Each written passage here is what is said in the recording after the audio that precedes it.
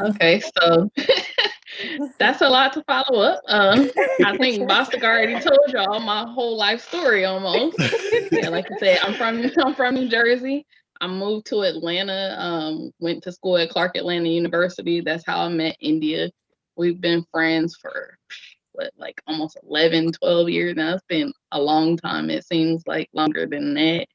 Um, and then I left Atlanta. I went to St. Louis, worked at Edward Jones for a little bit, and then moved to San Diego, which is where I met Bostic, with my fiance. He actually just left, so his name's Brandon. Um, Once we get going with some of the things, you'll probably get to meet him, and you'll probably also get to meet India's fiance. So we're both right now in the midst of wedding planning, but we want to be here to help you guys as much as we can. I think I know my passion is financial literacy. Like Bostic said, I'm working on my dissertation as long as it is taking, but I'm working on my dissertation and it's actually centered on financial literacy. So that's absolutely something that I have a passion for. And having been raised in Zion, I've seen some of the struggles that our churches have had, and I'm always looking to see how I can help lift up Zion because I wouldn't be where I am without it.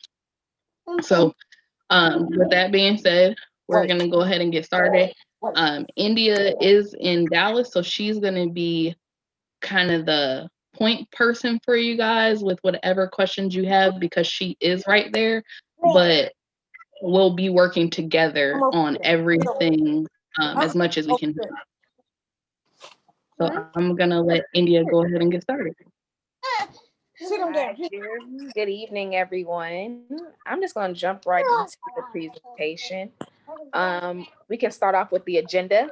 What we will be discussing today is what is a nonprofit, what is a 501c3 exemption. I'm sorry, can somebody mute their phone?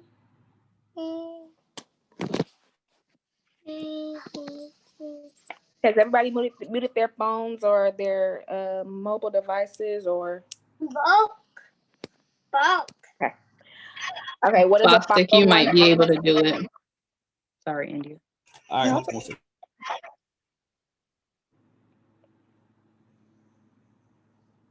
Okay. All right. So what we'll discuss is what is a nonprofit, what is a 501c3 exemption, the different types of 501c3 organizations, the benefits with having this status, the 501c3, organizing and filing requirements, ideas for your organization, and a discussion and any questions that you might have at the end. So what particularly is a nonprofit organization? It's an organization that is granted tax-exempt status by the IRS because it furthers a social cause or provides a public benefit. It can be incorporated or unincorporated. When it's incorporated, it's a corporation that has no part of income of which it is distributed to members, directors, or officers. It's a nonprofit corporation, may be created for any lawful purposes or purposes permitted by the Texas Business Organization Code. Not all nonprofit or corporations are entitled to exemption for state and federal taxes.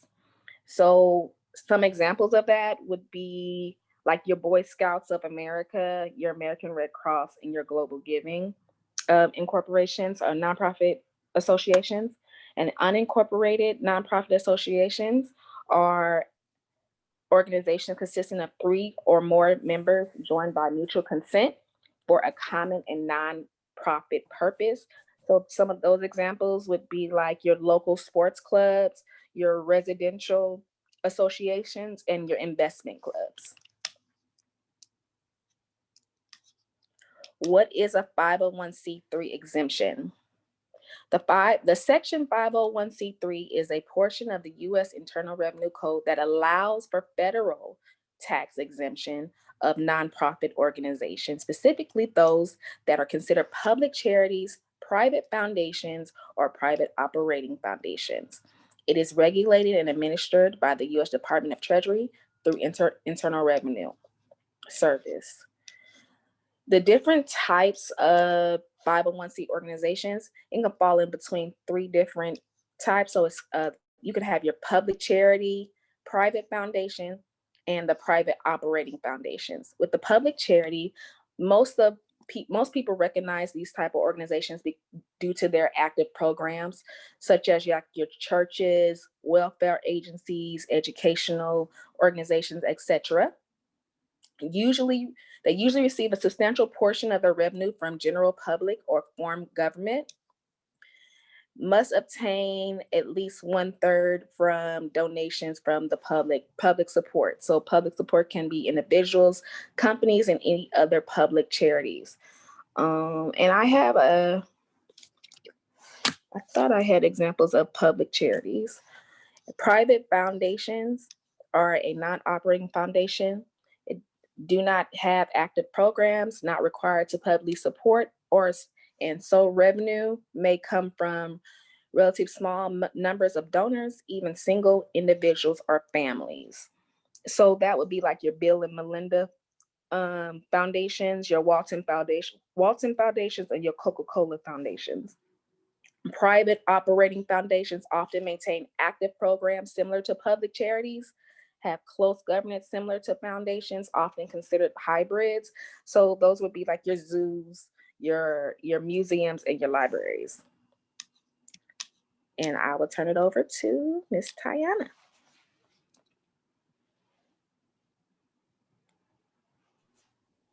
Sorry, I had to unmute myself. Okay, so we're going to go through the benefits of a 501c3, and then we'll start talking about a little bit more specific things for your church. So the benefits of a 501c3, some of them include exemption from federal income taxes. Your donations or contributions from donors would be tax deductible. 501c3s are exempt from federal unemployment taxes.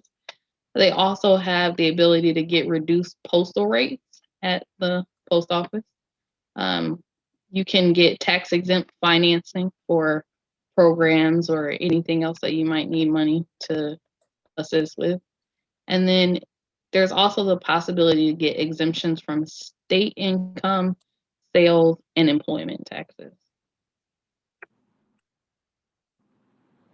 And as far as getting a 501c3 organized, these are some of the requirements. So we'll start with the local, and this is specific for Texas, but some of this does apply for other states as well. So the first thing you want to do is choose a name, and then you could get an EIN or an employer identification number, which is kind of like a social security number for the business. Then you would choose and meet with the board of directors, and the board would decide on a registered agent. That would be somebody in the state who could receive mail for the organization. And then you would file the certificate of formation with the Texas Secretary of State and get a business license. Some types of businesses don't need business licenses, but you'd want to check specifically for the type of organization that you're going to do. And then you would apply for Texas state tax exemptions. So one of the benefits we just mentioned was that you would have federal tax exemption if you file the 501c3 and get it, but you could also apply for state tax exemption too. And then in the state of Texas, you would have to file a periodic report, and this is only done when the Secretary of State requests it, and that would specifically give the Secretary of State like addresses, your registered agent, addresses for directors, things like that, so that they have information to contact you. In other states, you would be able to do that every year. You do have the option to do that, but it's not necessary every year. And then for the federal filing requirements, the form to actually get the 501c3 approval or exemption is the form 1023. There is a shortened form, which is the 1023 EZ. So you would fill out this application, and some of the documents that would go with it would be the organizing documents. So where you submitted your information to the Secretary of State, you would submit that same documentation once it's approved to the federal government to get the 501c3. You'd also have to submit government governance documents, which might include bylaws or organizing documents, um, programs that you have done in the past or are planning on doing in the future. And then they want to know about budgets. So what your current year budget is, and for the next 2 years, what you're planning on spending. And then finally, of course, you have to pay a fee. So the fee typically ranges from $275 to $600. And once you have the 501c3 exemption, then you'll file the Form 990 annually.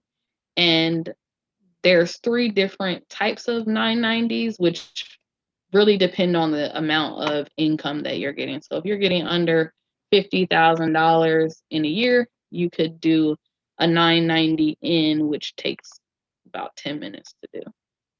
So it's much less of a requirement if you aren't getting over $50,000 in income. Okay. So I did a little bit of research, and I know that a lot of what we talked about, you guys already have in place. So I want to go through what you already have, and then we'll talk about some of the benefits of having a separate 501c3 for ministry, and then we'll go through a discussion with whatever you guys want to talk about. So I was able to see, of course, you have a name and you already have a registered agent. I'm not able to see the EIN for the organization. That is something that's not widely shared. So you would want to check your own documentation that you guys have to make sure that you have an EIN. If it turns out you don't have one, it takes about 5 to 10 minutes to get. And India and I can definitely help you get it if you don't already have it.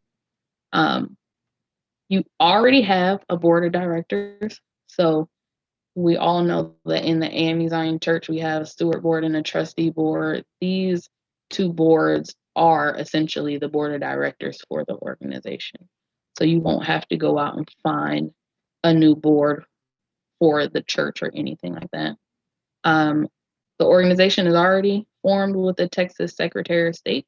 I can see there's a search on the Secretary of State's website where I can see that you guys are registered with Texas, so that's not something that you would have to worry about. And you do have the state tax exemptions.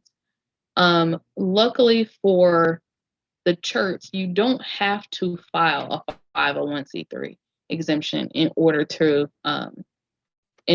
for your donations or for tithes that people are paying to be tax deductible. Because it's a church, it's automatically deductible on individuals' taxes. However, some churches do still go through and file the Form 1023 because it allows them to get a determination letter.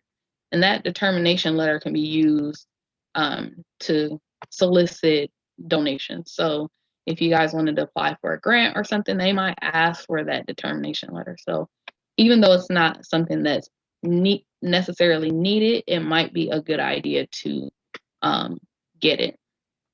And then finally, because you are a church, and like I said, you don't have to file any paperwork in order to qualify for that 501c3 deduction, you don't have to file a Form 990 right now.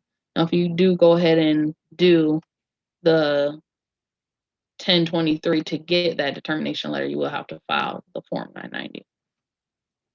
So a separate 501c3 ministry, if you guys did decide to do this, there are some benefits that can definitely help you, in addition to if you decided to do the determination letter for the church. So specifically, a separate 501c3 will allow you guys to use it for ministry,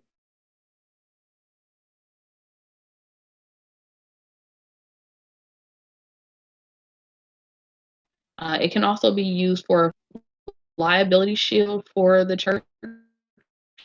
So if you decided to do a daycare or some other, so is a nonprofit venture, if it's a daycare, you do have, if someone gets hurt or gets sick at the daycare, that could create a liability that you don't necessarily want the church to have to deal with.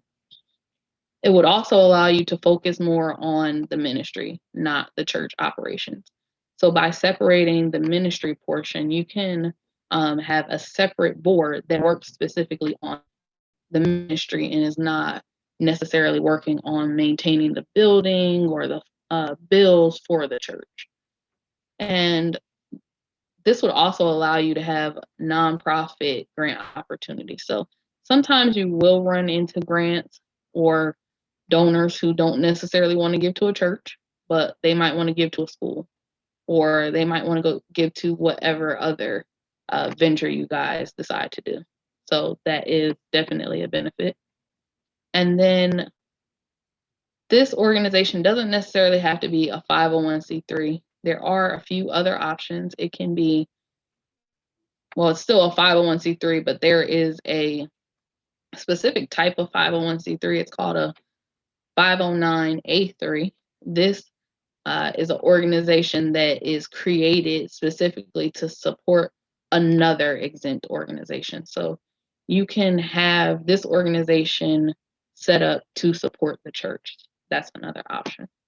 And then you will need, if you do decide to go this route, you'll need to do a setup for that organization. So the things that we talked about on the last slide for filing and organizing the new organization, you have to do paperwork, including bylaws and filing it with the Secretary of State, things like that. But you also need to set up a board of directors. And then the other option that you could do is a 501c2. So this organization, it's still, it's not a nonprofit, it's like a title holding company. So I'm not sure how it has worked in Dallas, but I know in San Diego, we, according to our discipline, have to have the title where it can pass to the AME Zion Church. So that is another option. It doesn't necessarily, you can put the title in that and then have everything else for the church in the regular church organization the way you guys have it. So just a couple different options. And I know that India and I, go ahead. Is there any benefit to that last one, the title holder one? So really the benefit to the title holding one is that you'd have the title of the church by itself separately. So you could have the title, whatever needs to be on the deed for the AME Zion Church, that could be separately. And then you could have all of the funds for the church to run the church separate. So say, for instance, something happened and I don't know, there was a dispute over the title or it's separated. Like you don't have to worry about anything that is affecting the title, impacting your ministry. And if you had an issue with someone wanting to sue the ministry, again, if you guys do like a daycare or anything, someone wants to sue, they can't sue for the title to the church. So that's really the biggest benefit.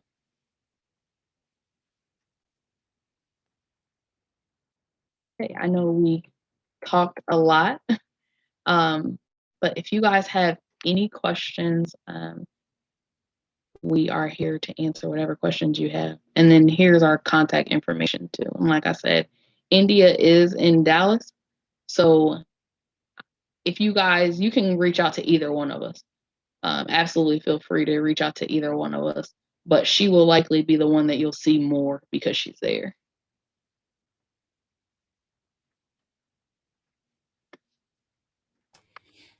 All right. Anybody got any questions, concerns, comments? Just the time to ask.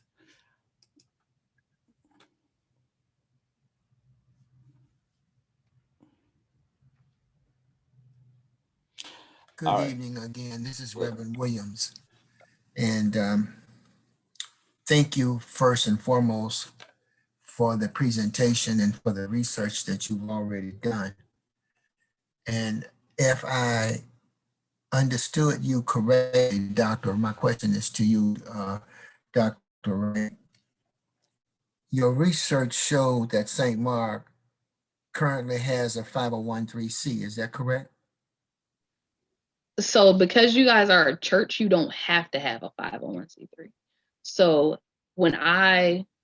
if it wasn't a church, no, you guys would not have any type of nonprofit status. But because it's a church, you don't have to have that paperwork in order for people who are giving you money to be able to write their donations off, if that makes sense. Okay, then I don't.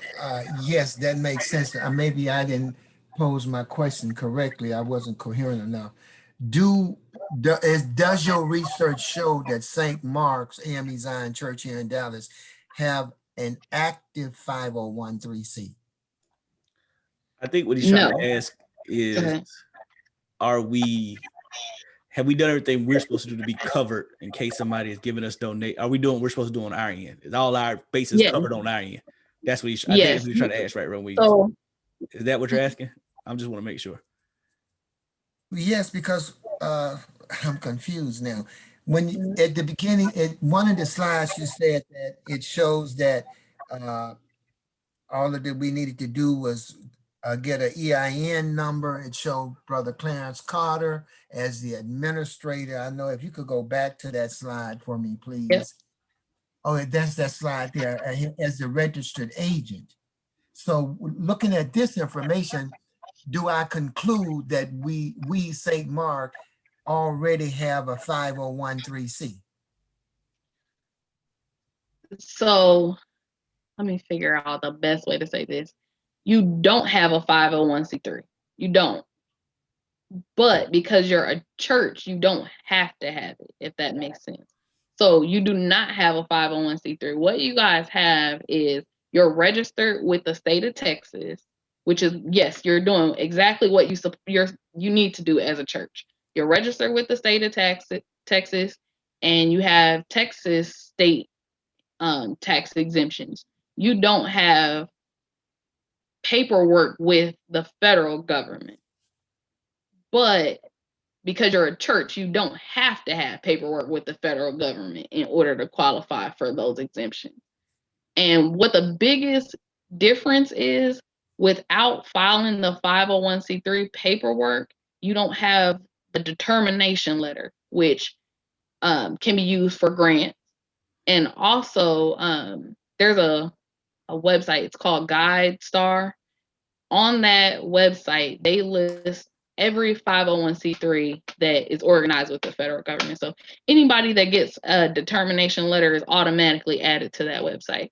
So if I'm searching for a nonprofit to give money to that has a 501(c)(3) letter, you guys are not coming up on that website. Will you explain a determination letter?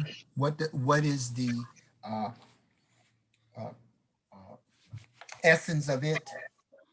Yep, I can actually show you one. Give me 1 second.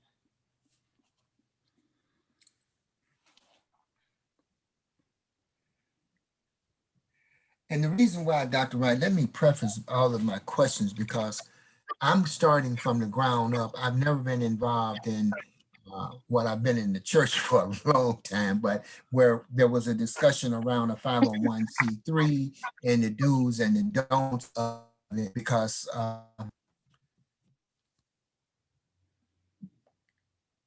I'm learning. Let me stop there. And you're doing an excellent job of teaching. That is perfectly fine. Well, I'm happy I can help. That is perfectly fine because, like I said, all churches don't need it. If you're a church, you don't need a 501(c)(3). So, in the past, you didn't have to worry about grant money. You had more tithe. I think a lot of churches had more tithe money coming in. They weren't worrying about trying to find outside funding. Now that's something different that churches are facing more and more. So in order to qualify for grant monies, if I'm hearing you correctly, we would need the separate 501(c) as a ministry organization? You will probably still find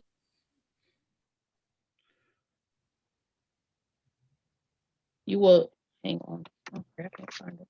I gotta go to a different way. I'm gonna show you a letter. I can still log in and find it for you. And I can actually show you guys the website I was talking about too. So your volume broke up there just on the end. You start this statement by saying we could probably qualify for grant money without a 501(c)(3).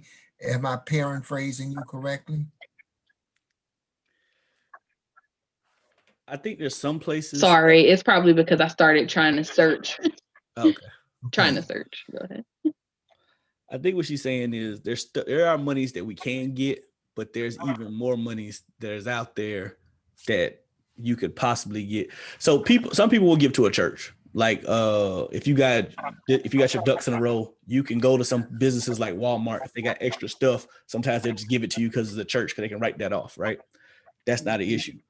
But then when you start looking at grants and things like that, there's a lot of people who don't necessarily want to give to a church, because then if you give to this church, you got to give to all churches. So if you have a separate, what she's talking about, 501(c)(3) for the ministry, then that would mean they can, with good conscience, write that off. I mean, give that money, write that off as they gave it to this organization. They don't care about where it ended up going. You know, I mean, they do care about where it ended up going, but you know what I'm saying? They can say they didn't give to a church, they gave to an organization who just happens to be helped by a church. You see what I'm saying?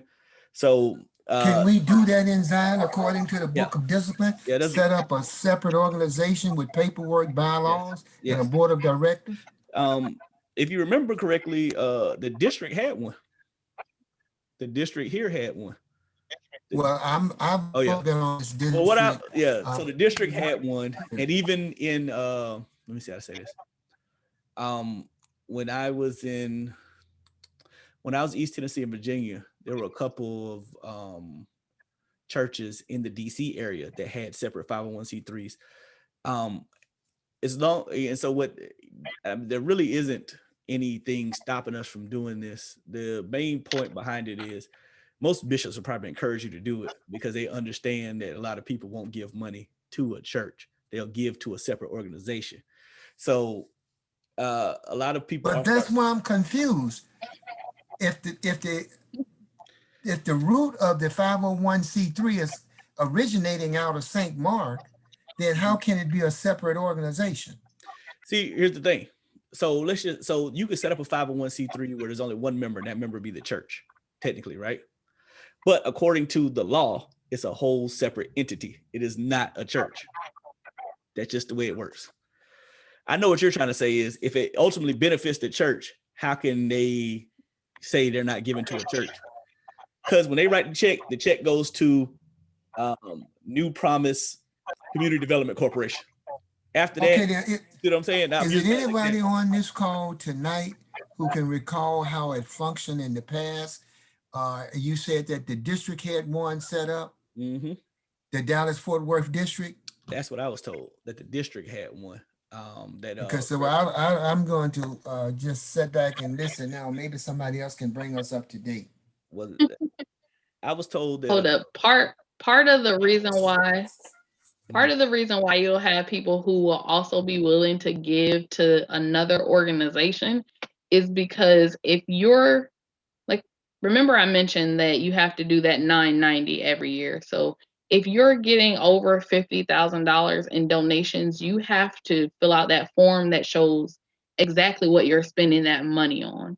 If it's the church, you don't have to show where that money is going.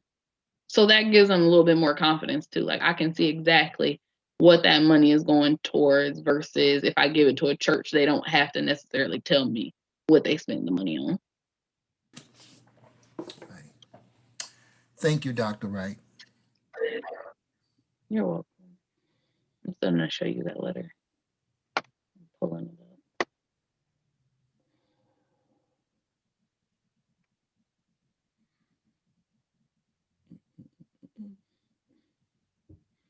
All right. Anybody have any other questions while she's pulling up this letter? Now this is the time to ask. Now, don't wait till we get off the phone call and be like, "Well, I ain't understand this." I Please, would just like to know if this PowerPoint will be available to us. it will be. Okay, thanks. It will be.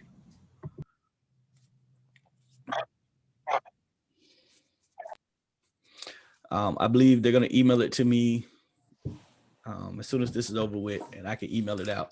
I can send it to Yolanda. She can email it out to everybody, Sister Garrett. So you will have access to this. Thank you. No problem. So Pastor, is it possible they could research the one that the district had? So we went through this a couple weeks back. From what I've been told, that one as of right now is in kind of a defunct status because people hadn't been updating what they're supposed to update. And basically we would have to go through the whole process again from scratch anyway, just to restart that one. So, but then the other problem is we'd also have to go find people who were still on that board at that time and bring them in to try to help restart the whole thing. So financially, it costs us the same amount to restart that one as it does it would be to start a new one. And I don't know who was all still left on that previous board. You see what I'm saying? So you would have to go find those people. You have to. If I'm saying this wrong, please correct me, Dr. Wright. But you have to go find the people who's on that board to kind of help you resurrect that old 501c3 again. Whereas if we started one from scratch, it would just be, us starting our own from scratch. So it is a possibility. You still can't do that. It's just a couple extra more steps. It really depends on how long it's been. Do you know the name of it? Yes. I don't know off the top of my head, but I know who knows the name of it. Yes. Okay. If you could send me or India the name, and I can do a little bit of research. I believe it was called The see what I can Promises find. of God. I can't remember. Say that again. I think it was called The Promises of God. I'm not sure. Okay. And I know, I think Miss Melody White was one of the members. Yeah, I know. That's what I'm saying. So I'll, matter of fact, I can text her now. See if she can answer while we're on the call. All right, go ahead, Dr. Wright.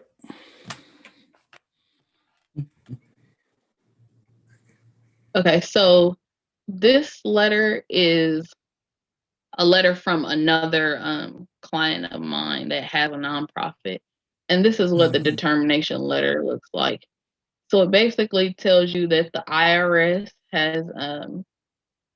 has determined that they are eligible for the 501c3 exemption, and that any contributions that their donors make, they qualify for tax deductible gifts and things like that. And what else? And then to keep this letter, it doesn't really have a whole bunch of detail, just telling you that you qualify for the 501c3 exemption, and you can give this to donors if they needed it, or grant companies. But really, this letter is so that anybody who is interested in your organization can see that the IRS says that whatever donations I give to you, I can write off on my taxes. Okay. Well, in other words, you're saying this would be a letter of proof, like an approval letter to that degree, that you've been approved to operate as a 501(c)(3) organization. Exactly. Thank you very much.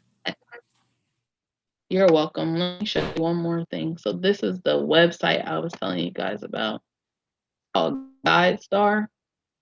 So on here, you can search for any nonprofit organization. You're automatically added to this, though, if you have that 501c3 determination letter. So the organization that I was working with is called Nurture to Love. So I just searched for the organization on here, and it pops up. It gives you the organization's EIN. Now, she doesn't have a lot on here because she's also kind of trying to expand right now, but it What can does that show acronym you. stand? All right, wait for it to The It'll show EIN, you the what does that gross stand receipts for? for the business. Anything that was submitted on that 990 or report.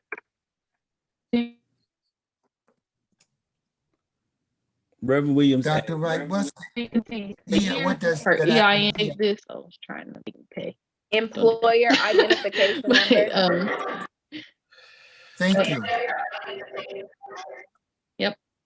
And so it'll have everything that's on that 990. So it'll have the mission of the organization, and you can go in and update this once you have the 501c3. You're added to this, but you can update it with more information. So anybody can go on here, look for you, and find everything that you want them to know.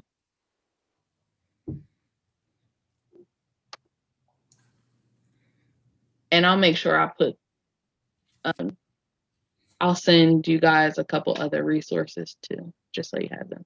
And in this presentation, once you have it, everything that's underlined is a link. So if you click on it, it has the details or some details specifically about the stuff for St. Mark's. So that might help you.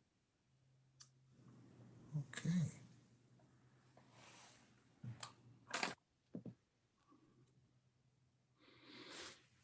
All right. Any other questions? That's good stuff.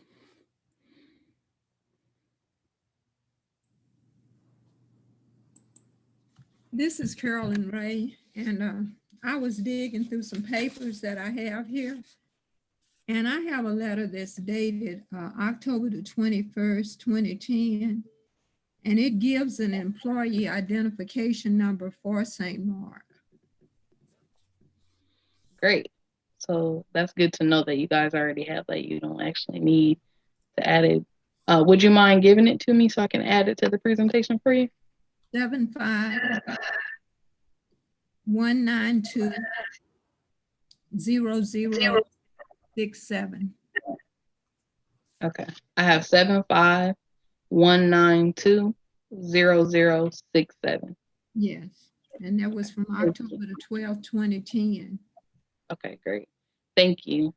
Mm-hmm. Dr. Wright, can you find out whether or not that is still active in terms of once the parish and everybody decide to move forward, if that's active, will we have to incur the cost of getting a new one or reactivating? Nope. Once you have an EIN, you do not have to reactivate it. If you have it, you have it. It's like a social, so you don't have to do anything once you have it the first time. But does the EIN constitute a 501c3? No, EIN constitutes that you have an organization, you have a business. So any business can have it, have to be a nonprofit, a for-profit business. Any type of business should have an EIN. Thank you. You're welcome.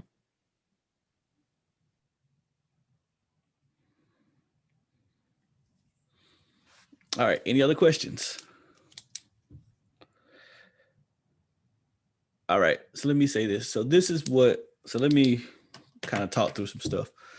So here's what we're trying to do. And I've already kind of explained this to India and Dr. Wright, and they're going to help us out with this. What we're trying to do now is to set up a separate 501c3. The reason why we want to do this is, like Dr. Wright said, to explore opportunities that are out there that we might be missing out on. And so what advice would you give us as we're in Infantile trying to start this process? We'll start there.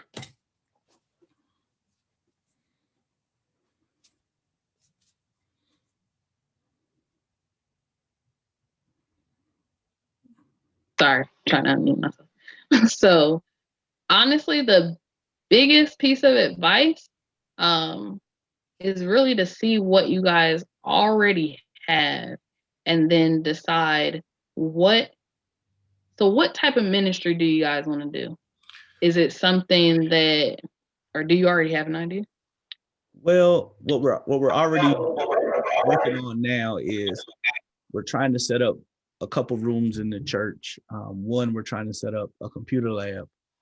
And then the other room, the other room, we're definitely trying to set up a nursery. What we're ultimately trying to, to be honest with you, you know this, I'm trying to basically do what we did in San Diego. I'm basically trying to start that. So where do we start with that? I hate to speak in code, but so when we were in San Diego, we already had, me and Dr. Wright and her fiance were already in the process of starting Community Development Corporation. Due to my abrupt departure, that didn't get off the ground. But that's basically what we're trying to do. What I was trying to do in San Diego, I'm trying to do here. So what advice you give us for that then?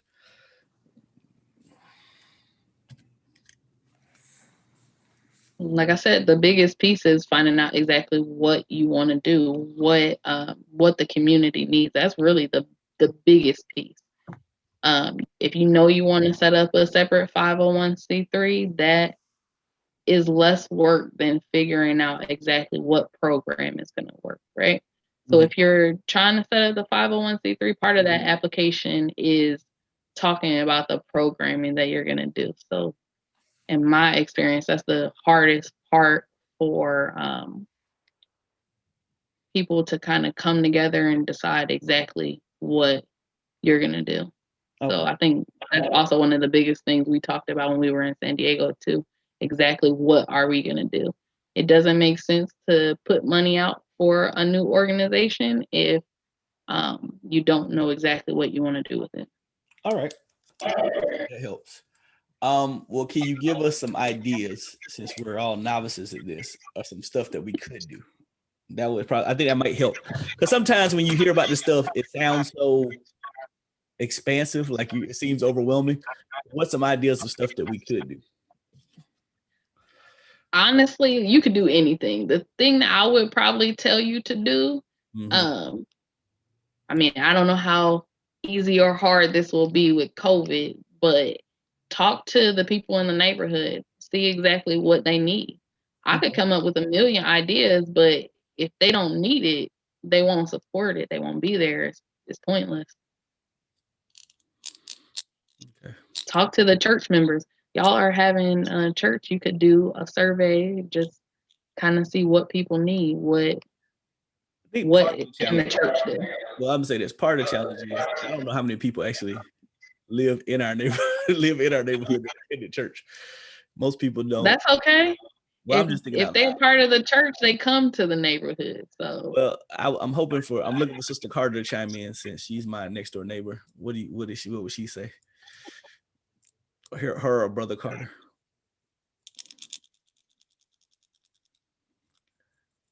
She's probably trying to unmute. But anyways, okay. India, you got some ideas? India done went to sleep. No, I didn't.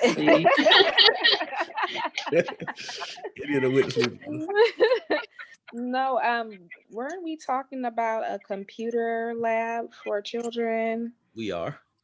Yeah, I know in that area, they probably will need that. Okay. All right. Well, and the coding classes, right? We're that's one of the things we were definitely looking at, was teaching coding. Okay. So the computer lab, we were thinking about doing coding, possibly looking at doing robotics, and doing some, what do you call that stuff? Basic computer knowledge. I figured the computer lab opens up a lot of doors, because we could do coding, basic computer knowledge. You could do resume writing. You could do, I feel like that was one of those ideas that if we had it set up, there's multiple things we could do with just that one thing. So that's why we were pushing it. We already got somebody already donated to us a few computers all ready to get started. And so this is why we were pushing to do the computer lab, because I think that'll be helpful for this neighborhood. Because one of the things I do know is I don't think this neighborhood is I don't think folks in this neighborhood are all that tech savvy, and that's not a bad thing. But I think that might be an opportunity we can explore, because even if you did something where kids could come here and do their homework because they don't have internet access at their house, that's a big deal. Yes, I see somebody else unmuted. Go ahead. No, I was going to say, I live in the neighborhood, but I really don't. I'm pretty sure that because a lot of these kids go to school and because DISD requires them to have computers, that most of them are computer literate. Okay.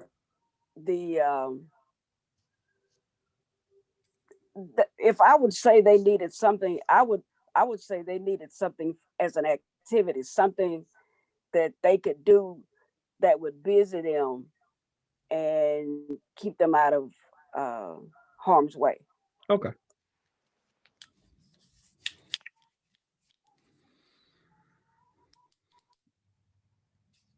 All right. Any other ideas, comments? These are the times. This is the time to go ahead and ask. If you have any questions, like I said, Dr. Wright, Indy are more than welcome to answer anything you might have. This is Maybe Carol. you could call it a community learning center with at least 3 focus. 1, extended day learning, computer literacy for seniors. I mean, that's definitely an option. I'll go ahead, Sister Ray.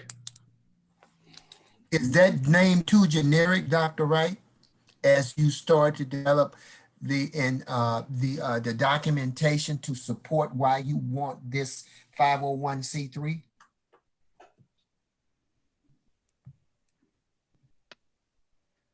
Honestly, I've seen 501c3s get filed with a dummy name, and then they'll go back and change the name. So the name is not as important as what you guys want to do, because that's the part that typically takes the longest to figure out exactly what that looks like. Okay. And once that part is figured out, India and I can help you guys look for grants that meet exactly what you're trying to do. But why don't we reverse engineer it and find out what grants money is available? And I'm not saying to lie, and then write the grant, focus on that. Well, I mean, write the application, focus on that. I think the problem is that's like the shotgun approach. You shoot it, you know that old saying, if you shoot at everything, you'll hit nothing. So, but what I'm talking about, if you find out what the something is the available grant money now. So I don't think it's a shot in the dark. Well, what I'm saying is this.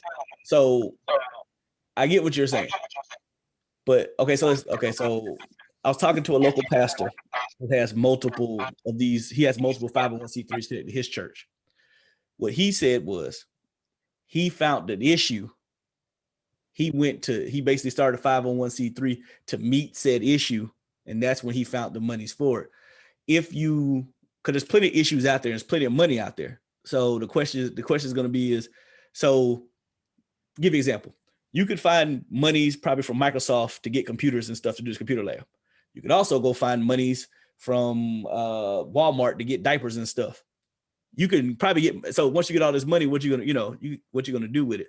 So I think it's better to go ahead and have a focus from the beginning, because then you can get where you're trying to go. Because I think if we try to chase down every little bit of money out there, we're gonna be scattered all over the place. And I don't think that's gonna be best for what we're trying to accomplish. So I'll give you guys an example.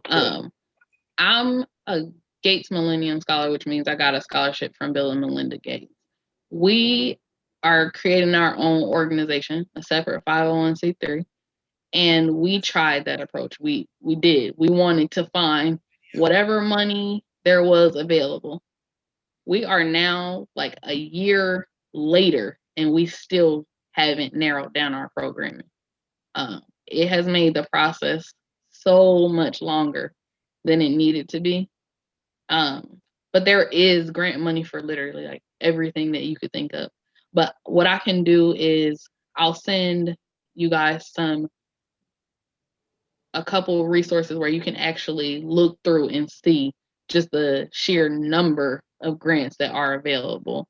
Maybe you can find something that you think might be a good idea, and I'll look for some specific grants too that I think would be a good idea for what you guys have already talked about you want to do.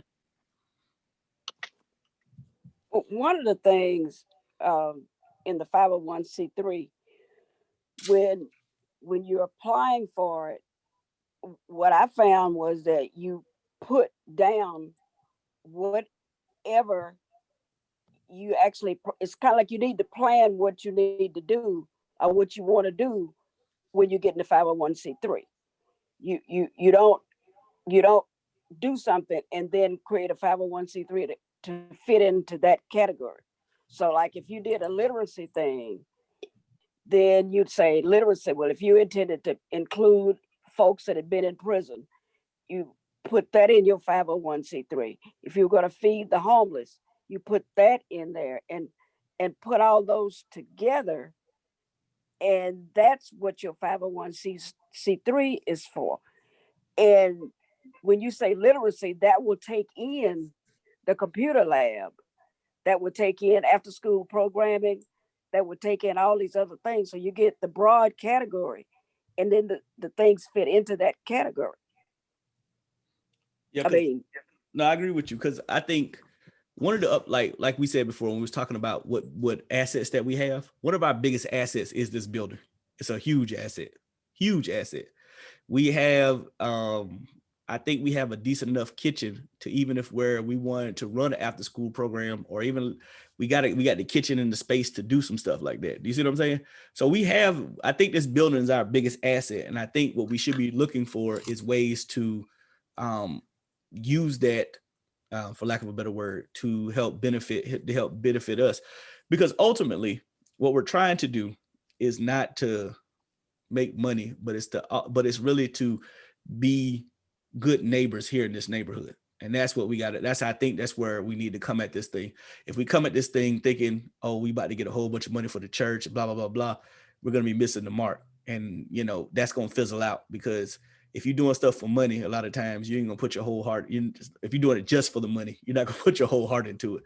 We want this to help benefit the entire community. So if we did something like Sister Carla was talking about, literacy, that covers, we could, we really could help out the neighborhood, because y'all have seen it. I'm pretty sure I just got here and I see it. This neighborhood is changing. It's not always going to be the way it is now. So the way I look at it is we need to be in the forefront of being a part of the change that's going to happen, because what end up happening, and Ty, I'll tell you this, I said this when we was in San Diego, folks are going to come in here because we're only a stone's throw from downtown. They're going to change this whole neighborhood around, and our target audience won't be here anymore. So then what are you going to do? You going to pick up and move someplace else? Or are you going to serve, if you already embedded into the neighborhood, when the new folks come in, guess who they have to kind of deal with? They have to deal with you, because you're already doing this. You're already doing X. You're already doing Y.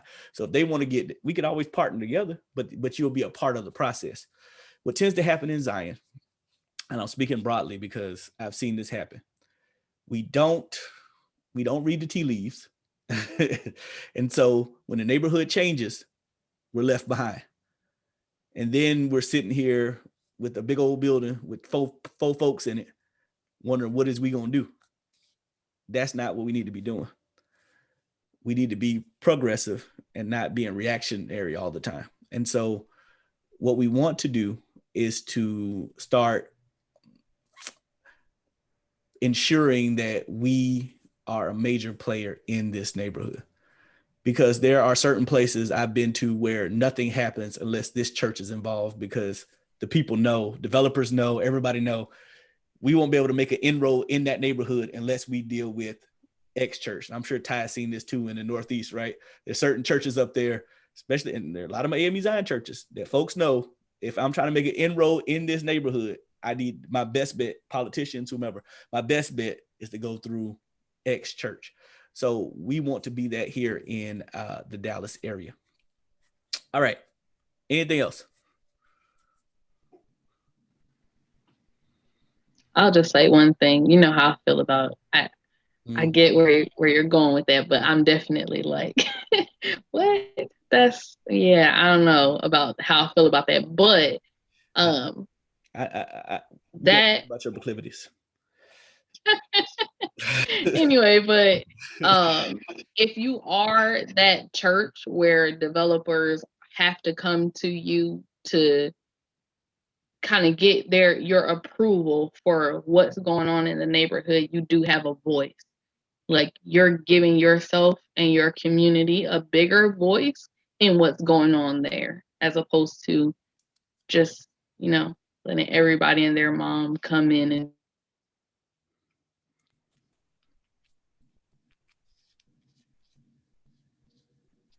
do whatever they want to, and you just have to deal with it. Right. I was just in Seattle last week before last.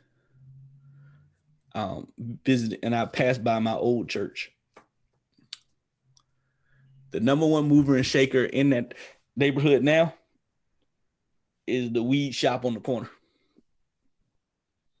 They done pretty much bought up the whole block. Actually, they literally bought the church next door to them. And that lets you know something. So we want to, and so the problem with that is, if you want to make moves, you want to expand, a lot of times you've been left out. And so you have to kind of get in where you fit in. We don't want to do that. So let me say this. I know all this stuff sounds,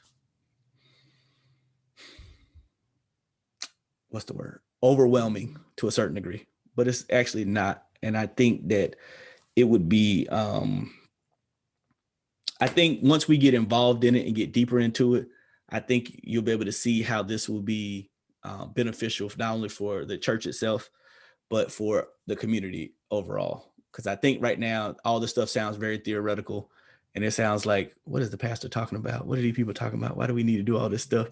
We could just come to the, give you an example. There are some churches that even if nobody gave $1, the church will still be on, the lights will still be on, the pastor will still get a salary, and everything will go forward. One of the things we have to realize is people are not given to the church like they used to. It just is what it is. And especially in our denomination where we have askings on top of askings, people are only going to give so much. So one of the things we should be looking at is different revenue streams to come in. Prime example, one of our sister churches, I think it's church in Fayetteville, Simon Temple.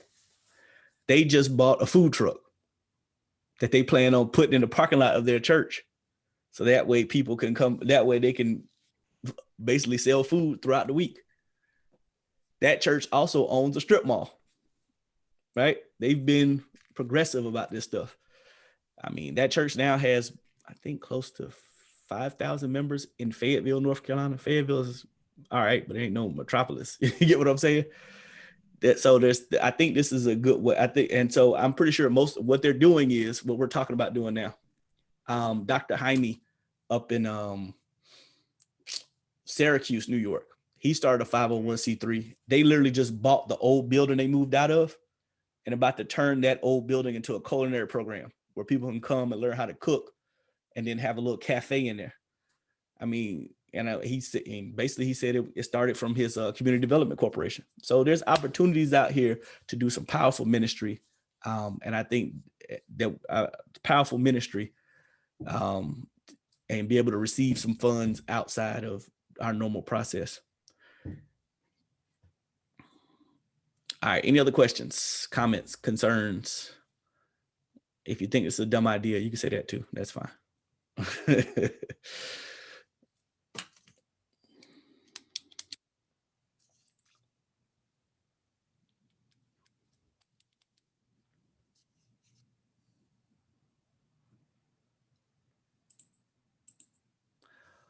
All right, and hearing none, we won't belabor the point. We're gonna let Dr. Wright and Sister India Go. I'm pretty sure they've had a full day, but we really want to thank both of you for coming and talking to us. I also want to ask of you if y'all would consider maybe one day out the month to come and talk to us about some financial literacy issues such as budgeting or stocks or something like that. Because one of the things that I have researched recently is many of us don't really know how to properly, not saying you, but there's people who don't necessarily all the time understand how to properly manage their money. And so, or know how, because you notice in poor neighborhoods, you always see these payday loan places. Why? Because people don't realize they're getting raked over the coals and interest rates, going to these places. They don't understand about how to properly manage their money. And that's a good way. I think that would be something helpful for all of us to learn how to better manage our money, or even if some of us are considering, most of you already have houses, but for somebody like myself who's looking at buying a house, figuring out how to understand our debt to income ratio, things of that nature. So if we could trouble one of you to do something like that once a month, that would be great. Absolutely. You already know we are here to serve as much as we can. Just let us know. All right. No. We'll be Okay. willing and ready. Thank you. I want to raise a question before we leave the line that I'd like to hear, like Dr. Wright and Sister Robinson to hear.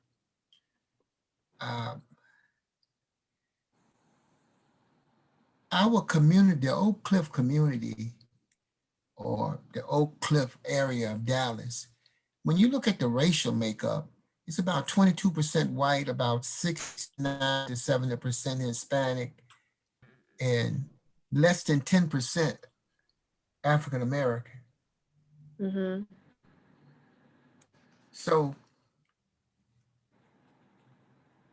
what type of place, and I'm not bilingual. I'm sorry, you were breaking up. What was the question? If we look at the demographics of the Oak Cliff area of Dallas where our church is located, Pastor, you have taught us that you look at about a 7-mile radius of your church. 7 to 10, somewhere in there. And I think all of that falls into our zip code, which is 75216. Mm-hmm. Mm-hmm. Pardon me? No, we're agreeing with you. We just said, mm-hmm. Right, and if that's the case, falling into that 75 or 216 zip code, and you look at the race breakdown or ethnicity breakdown in the Oak Cliff community of Dallas, the larger populations, Hispanics. The next one is whites, and the next one is African American or blacks. Then you got a few Asians in there. So maybe our grant could be geared towards bilingual programs, and that means we would have to have bilingual people in our congregation or administering some of those programs. That doesn't seem like a bad idea. Yeah, I think that's a good idea. Honestly, just going off of the numbers that you just said, it sounds a lot like San Diego. I A know. lot. It's weird. Yeah. It's weird. It's Yeah. weird. It's strange. Because I was thinking about that as we were doing that. I could share, I went on to what is called Statistical Atlas and pulled up the Oak Cliff neighborhood community of Dallas. And I don't know how current these numbers are, and but I have a new census breakdown in 6 months or so. But it's one of the, I know you teach us not to look at the obstacles, not to look at the, it's an opportunity versus a hindrance. No, and to be honest with you, Dr. Wright, to tell you, even when I was in San Diego, I was trying to find a bilingual person to come in to help us out, because you got to serve the neighborhood you're in. You can't, Right. you know, the building is here. God put us here for a reason. We have to serve whoever is in the neighborhood. And if you notice, when we did our those who was at our community giveaway, our community connection, a lot of our neighbors were Hispanic, right? So I mean, it makes sense to cater towards the people who are, you know, who are here. I think that's another statement when you say a lot of our neighbors, more than 60% of our neighbors are Hispanic. Right. I think the one thing you guys want to think about with that is you will have people who want to learn another language. So if you offer those programs, you could offer a program where you help people who are not Hispanic learn Spanish, and then you might be building your own community of people who can help you offer those other programs. You don't necessarily have to continue to get people who look like us. Yes. Because I know in Japan, outside or search for I know people, when I was in you can Japan, kinda grow them inside too. when I was in Japan, people pay good money. Local Japanese people pay good money to learn English from natural born speakers. Because you know, for them, for a lot, especially when I was in Okinawa, a lot of them could get better jobs, especially on the military bases, if their English was good. And they didn't want to learn from a book. They really wanted to learn from somebody who was a natural English speaker, because a lot of them be like, you know, is this the right word? And I'm like, nah, we really don't say that. It's a little too formal. But they, you know, so that might, I mean, I like that idea about looking for ways to bridge that gap, because they're here. I mean, like you said, most of our neighbors, if both of our neighbors are Hispanic. And one of the things I noticed too, from learning from San Diego, a lot of like second generation a lot of people who came from Mexico, the second generation, a lot of them aren't that fluent in Spanish themselves. So we were talking about having a bilingual service, because a lot of the people there, especially the second generation, the kids of the people who came over, they spoke more English than they did Spanish. And so some of them were excited to think about having a service that was in both English and Spanish, because the two churches rented from us, it was 100% in Spanish. And there were some kids in there sold it out because they didn't fully know. So even that's an opportunity, you know. I think there's a difference between Oak Cliff and 75216.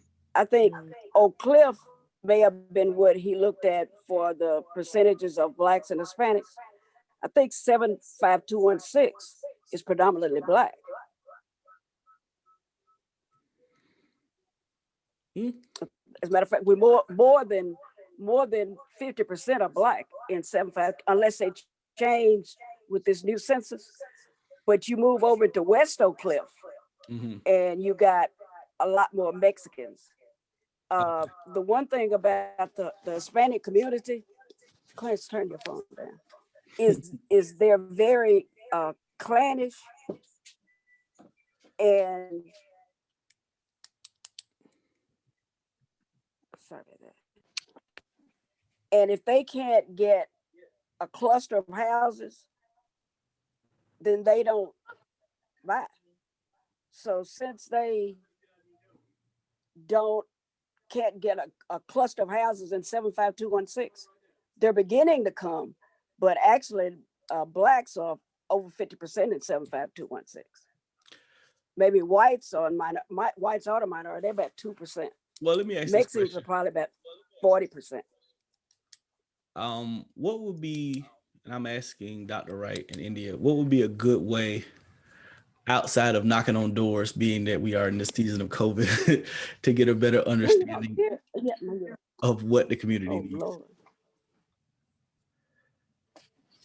Because the old school way would be to go in the community, start knocking on doors. Hey, what do y'all, you know, we're from the church, but that doesn't seem to be the best option at this point.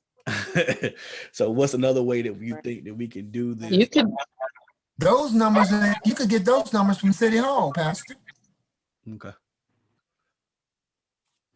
You could do a survey online. I mean, that's always a go-to, but then you run the risk of missing out on the people who don't have computers and stuff too.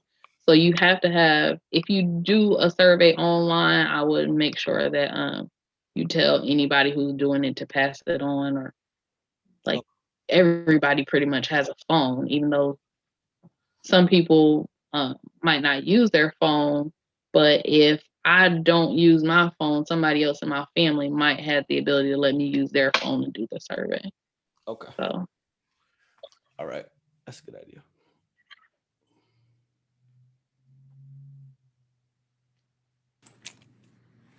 All right. Any other questions before we let Dr. Wright and India go? Well, again, I want to thank all of you for being on. I do appreciate all of you who have sacrificed tonight to be on. I hope that you learned something, that it may have sparked some interest. I know Sister Barnes said she would be a willing participant to help us try to get this 501c3 started. So I'm glad that she made it on today. And those of you who are still interested, we are going to push forward with this because I do think it's going to help us out in the long haul. And you know, the greatest things start with the most humblest beginnings, right? Walt Disney drew Mickey Mouse in his garage. Look how big the Disney Corporation is now, right? Just him in his garage drawing a little rat, and now the company owns multiple billions of dollars worth of stuff. And so we want to thank you again for being on with us tonight. We'll close out with prayer. We thank all of you for being on. We really appreciate you. Ty and India, if I could borrow y'all for a few minutes afterwards, that would be great. All right. Let us go to God in prayer. no. That's why I pray. Father God, we pray for Dr. Wright's deliverance. We pray, God, that you help her to understand that obedience is important in life. And so, Lord, we thank you for this time. We thank you for them sharing with us. God, we're asking that you continue to be with them and guide them and bless them in their future endeavors. God, we're praying for St. Mark as we attempt to go in a new direction. God, we know that moving in a new direction can seem scary, but God, we understand you are in the unknown. You are the God who wants us to venture out and do marvelous things. And Father, we thank you for everything that you've done. We thank you for everything you're going to do. We're asking now that you just watch over us, give us a good night's sleep so we can rise the next morning to accomplish what you have set before us. In Jesus' name we pray. Amen. God bless you and keep you. May his face shine upon you and give you.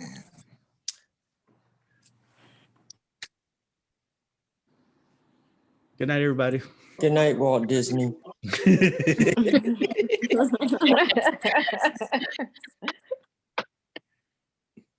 That's a true story. He did draw it. He did start Disney his garage. Yeah, but of all the people to bring I up, couldn't think of nobody. I mean, I think the dude from Google did the same thing, but I wasn't for sure though. That's what I'm saying. I wasn't sure about Google. I knew Walt Disney did, but I didn't know. I heard Google got started in a garage too. I wasn't necessarily sure. Anywho's, but thank y'all for coming on with us tonight. Really appreciate it. I'm pretty sure everybody's processing everything that we talked about.